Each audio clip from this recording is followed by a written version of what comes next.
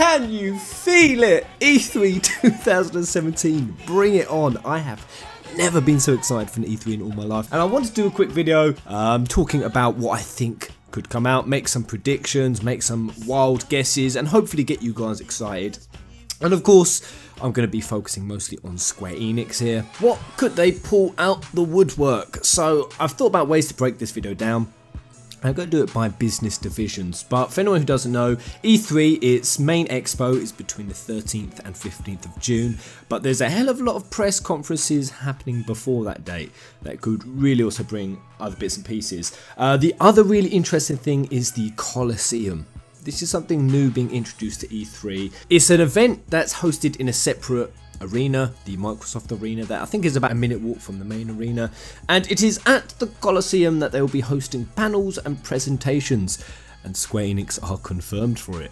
And that's what I'm really excited about, because this Coliseum is pretty unorthodox. There's going to be panels and developers talking to each other and interviews and news, and there's even going to be questions from the audience. Now, I hope that they proof those questions. I mean, of course they probably will, being the size of E3, because we've had events like this where they sort of engage the audience, and oh my goodness, some of the cringe-worthy questions that get asked. But also I think they're going to be, that's why they're doing it on Facebook. Supposedly people are going to get to post questions on Facebook, and that way they'll be able to sort of read the questions in advance, so none of those derpy derp questions can get through.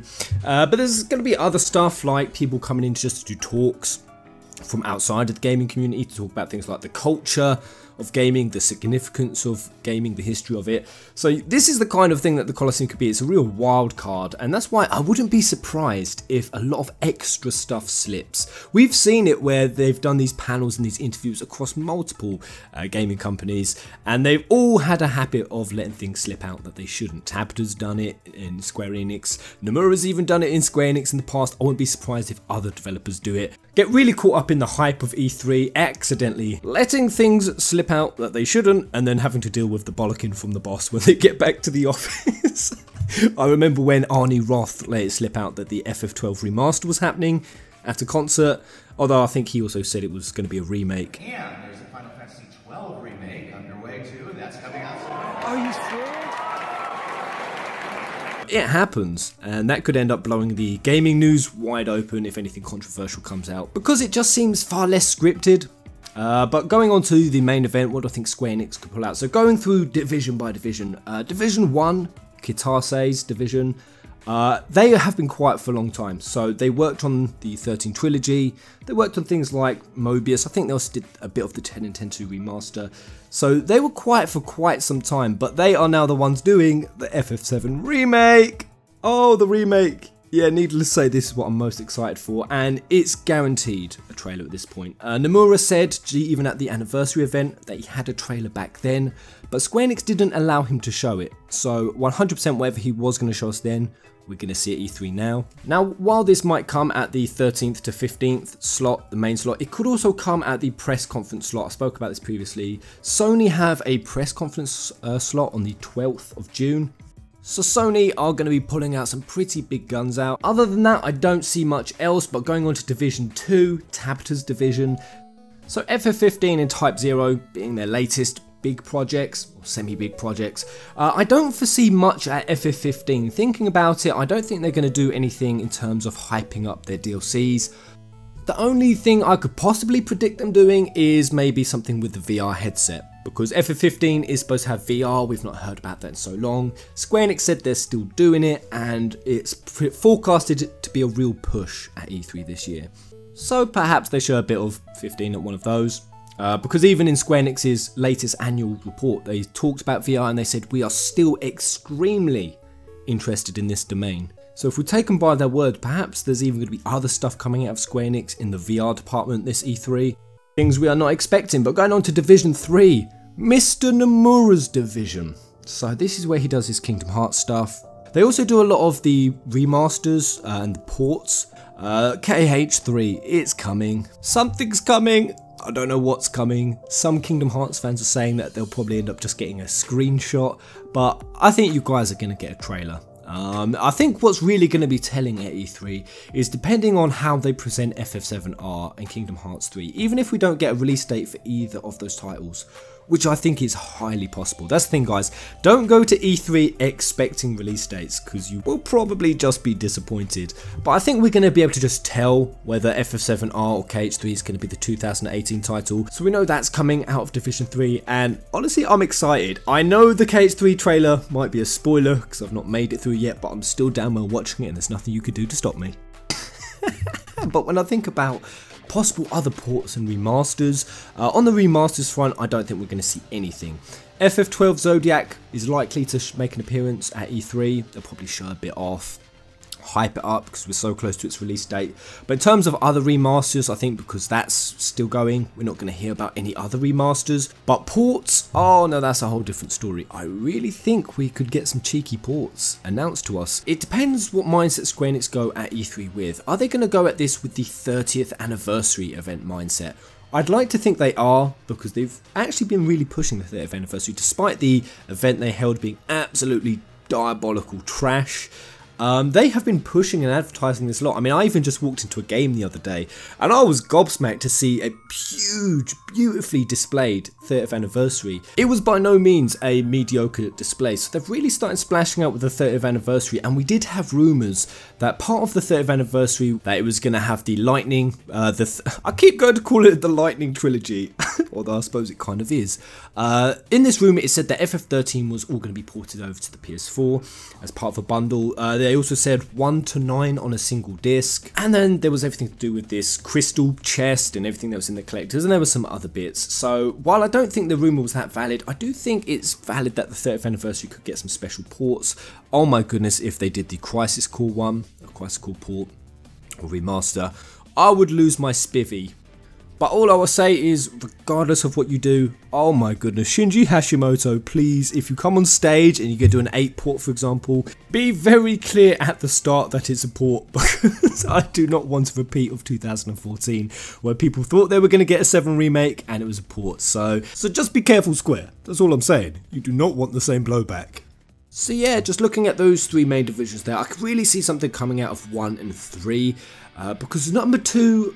it's only 15 at the moment. Tabitha's division is really light on work, and actually that's kind of what's even more exciting about it, because Division 2 is what could bring something completely out of the woodwork, something out of left field. They could bring the Type Next. Oh please, please do Type Next. They could even do the FF1 remake. It was Tabitha who said he was the one who wanted to do that. They could even bust out a sneaky prequel or sequel that we wasn't expecting. Remember 10-3. The director said, Matsuda, that he was aware of 10-3's anticipation and people wanting it, and that we just had to, quote, wait a little longer. So really there's something that Division 2 could be working on, and if we even go back to Tabitha's quote, he more or less said the exact same thing. Around 6 months ago he said that now FF15 is beginning to ramp down, they have been looking at other things to work on. Now I know 6 months does not sound like a long time, and you might be thinking, Pez, surely anything that they've thought up to fill the development or upcoming development void for that division, they're not going to show it to us in this E3. Well, it's really possible that they could. It all depends on what the project is. If it's a prequel, a sequel, a spin-off game, then it really could happen. Something that already has a script, something that already has certain assets that they can reuse. They could start promoting that now. I mean, even if we just go to Versus 13, I mean, god damn, that was supposed to be a spin-off for the 13 trilogy, and the trilogy hadn't even been released. In fact, it was still 3 years off. That was so early concept. Now, I've spoken about why I think Square Enix should avoid that. Avoid announcing games way too early, but we just cannot discredit the possibility they might do it at this E3 again. But I think that will only be if it's a spin-off or a prequel or sequel.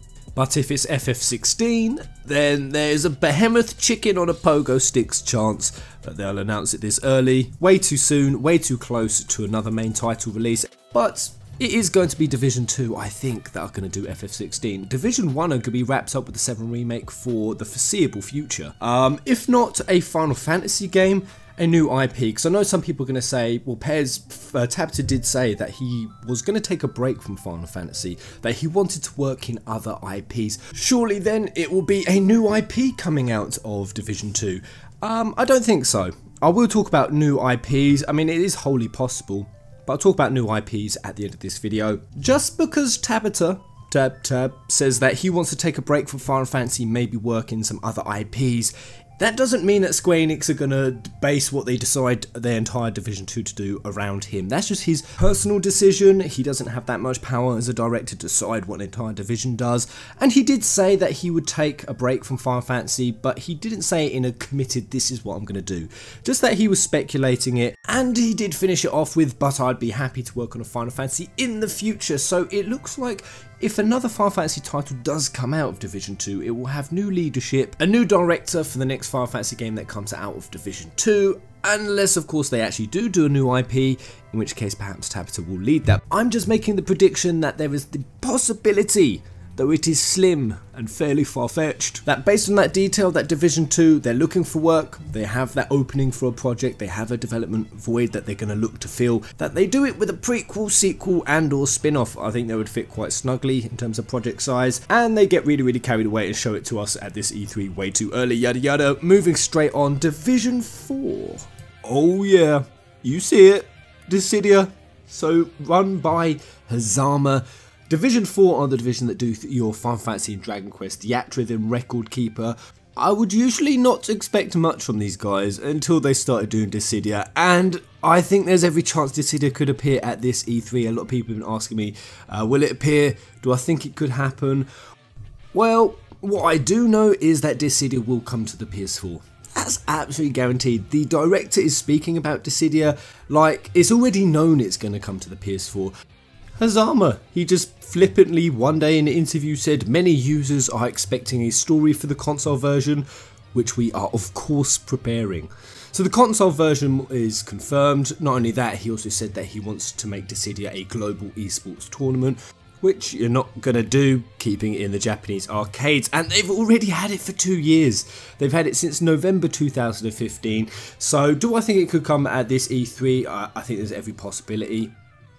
If not this E3, then perhaps Tokyo Game Show. That might be a little bit more likely, and I think that's in September. Although the common rebuttals I see as to why it won't appear, being things like they haven't released all the villains yet, they haven't released all of the maps that they want to release. And while that's true, if they were to announce the console release version at this E3, they could announce it for a year off, so it would still have a year in the arcades, which is plenty of time for them to get those maps out, those villains out that they are wanting. And yeah, going back to that quote, Hazama said that they've been preparing that story campaign. So while I think TGS is more likely, I'm most definitely not writing off a Dissidia announcement at this E3, and I kind of think like they might do it because they need to get a shuffle on. If they really want to capitalise on all the time and resource that they've put into Dissidia, because it's not been a small project by no means, they're going to have to release it fairly soon. The PS4 does not have an infinite shelf life on it. That console could only be around for another 3 to 4 years. I mean, there have been rumours on the internet that PS5 could be a 2019 according to some, but whichever it is, if they don't release this soon, they're not going to have a lot of time on the PS4, especially if they want to get this to the lofty heights of a global esports tournament. In fact, don't release it to the West for another year and you could only see maybe a 2-year life on it. But I think because it's doing so well in the arcades, it's making them so much gil and it's making them so many shekels. They're not that fully motivated to get this out to the West. Quickly busting through the rest, a Business Division 5, which is the division run by Mr. Yoshida, so that of course means Stormblood. Stormblood is confirmed for E3. It's coming at Tuesday, June 13th, 2017, obviously. Beginning at the hour of 4:30 Pacific Daytime, and this will premiere the Susano battle. So it says, we'll be showcasing Stormblood in a spectacular fashion.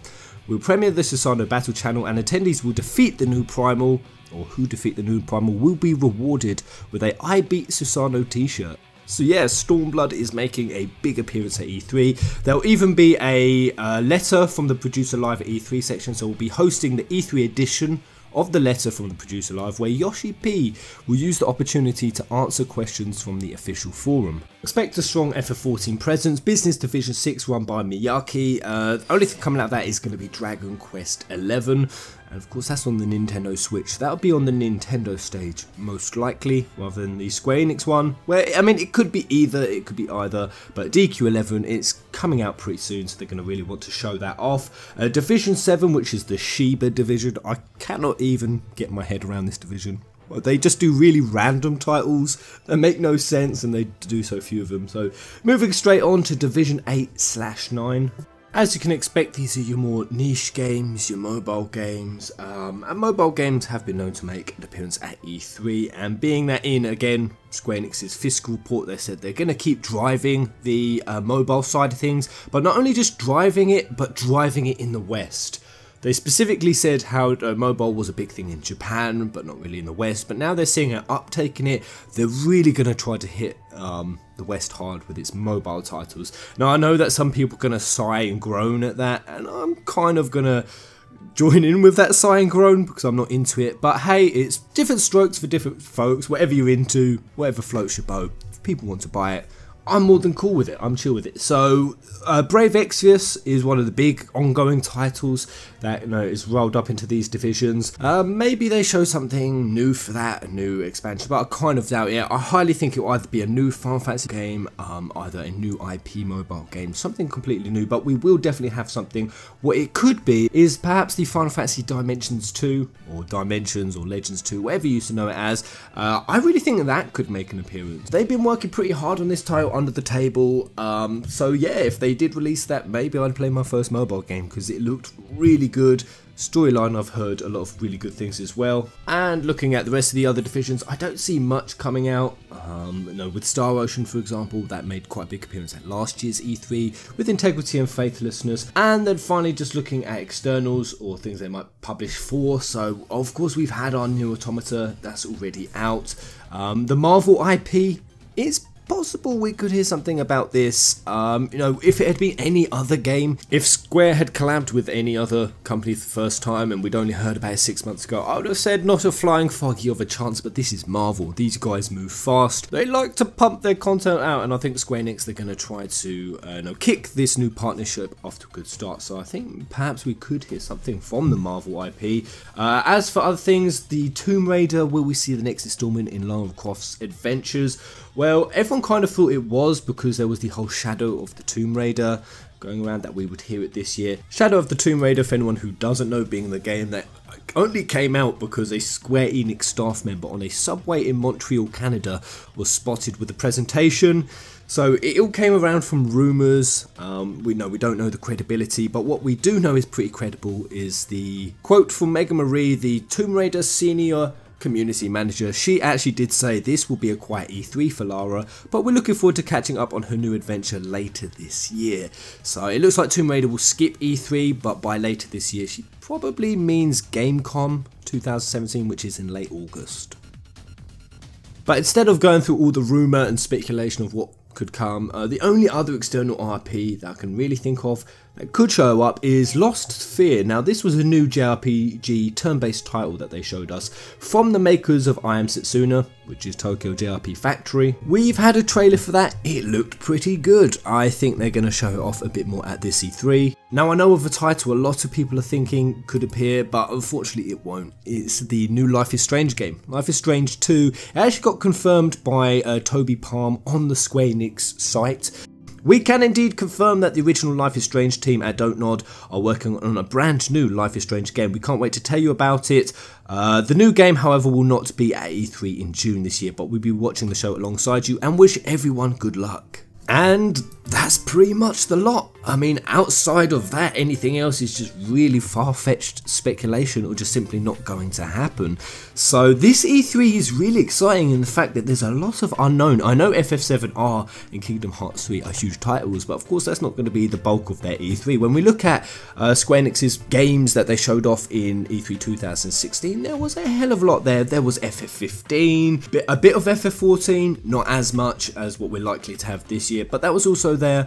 But we had Tomb Raider, we had Deus Ex, we had some Dragon Quest stuff, we had Hitman, we had the Zodiac Age shown off, we had World of Final Fantasy, Kingdom Hearts 2.8, I Am Setsuna, Nier, Just Cause, Deep Silver, Star Ocean. Comparing that year to this year, There's definitely going to be some blanks in the schedule, and Square Enix by no means have said that they want to back down from this E3. In fact, they've said that they really want to make a drive at this E3, put on a great show. So even if some of those really far-fetched ones that I'm going for, Dissidia, the new Marvel IP, even if they did show up, there would still be a blank in the schedule. And what could they fill that with? Well, something like the FF8 port. I think if they do the port, it'll be FF8. It's definitely the one that needs it the most. The Steam port is absolute diabolical pile of shit. But if Marvel IP and Dissidia don't show up, whoo, oh, there's going to be a real blank at this E3 to fill. And again, I think that could be filled with a prequel, sequel, and or spin-off game. For example, I kind of predicted that Division 3 had a gap. They had a smidge of room for a title, and indeed World of Final Fantasy came down, so that was the spin-off game. I think Division 2 has that. They have that opening. I'm hoping I'm right on this one. That's just my thoughts that something totally new is going to come out of Division 2, hopefully in the Final Fantasy department. But what do you think, guys? What are you most excited for? Anything I missed off this list? I mean, there most likely is, for example, Kingdom Hearts. I don't know enough about the franchise yet to know. I hear you guys usually get a game every year, so I don't know on that front. I'm still just a Final Fantasy peasant. I'm building myself up to becoming a Kingdom Hearts peasant. Give me time. Let me hatch as the beautiful butterfly I'm destined to become. I mean, in all likelihood, it's probably going to be Kingdom Hearts 3. This debate's been going on for a while. What's going to be the 2018 title? Will it be the FF7 Remake, or will it be Kingdom Hearts 3? Looking at the sudden development overhaul and U-turn the FF7 Remake has just experienced, I went from being kind of confident that it could be the 2018 to release to now, yeah, I'm thinking Kingdom Hearts 3 is coming first. But you know what? I'm actually okay with that. I can wait until 2019 for 7 Remake. But let's have a great E3. I cannot wait to stream this around the clock. I'm going to load up with chicken wings. I'm going to load up with Doritos. Get that there shortbread on deck and a scurvy bottle of Capitan Morgaz. It's going to be great. We're going to laugh. We're going to cry. We're going to cringe. We're going to hype. It's going to be amazing E3 this year, and I cannot wait to share it with you, my fellow peasants and pezzettes. Until the next video, Kumo!